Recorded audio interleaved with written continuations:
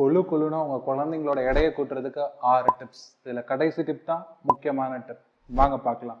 பொதுவாக ஒரு அடல்ட்டுக்கு வந்து 2000 கிலோ கலோரிஸ் தேவை. அதில் ஒரு 5 வயசு குழந்தைக்கே அதில் முக்கால்வாசி 1500 கிலோ கலோரிஸ் வரைக்கும் தேவை. ஆனால் ஒரு அடல்ட் அளவுக்கு அவங்க சாப்பிட மாட்டாங்க. அதனால நம்ம ஒரு கலோரிக் டென்ஸ் ஃபுட்டாக தான் கொடுக்கணும், ஒரு ஃபேட் ரிச் ஃபுட்டாகவும் கொடுக்கணும், அவங்களுக்கு பிடிச்ச மாதிரியும் கொடுக்கணும். முதல் டிப், பிரேக்ஃபாஸ்ட்டில் இட்லி தோசையில் வந்து 2 ஸ்பூன் கீ ஆட் பண்ணி கொடுங்க.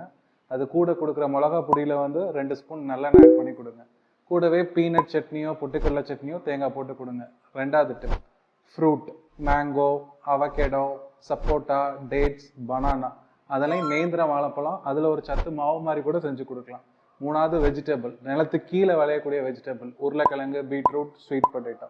நாலாவது மில்க், காலையில் ஒரு 100 ml, நைட் ஒரு 100 ml. மில்கில் ஒரு மில்க் ஷேக்காகவும் செஞ்சு கொடுக்கலாம். அதில் கொஞ்சம் நட்ஸ், ஆல்மண்ட்ஸ், கேஷ்யூஸ், பிஸ்டாச்சியோஸ், வால்நட் போட்டு கொடுக்கலாம். ஒரு நாளைக்கு ஒரு எக் கண்டிப்பாக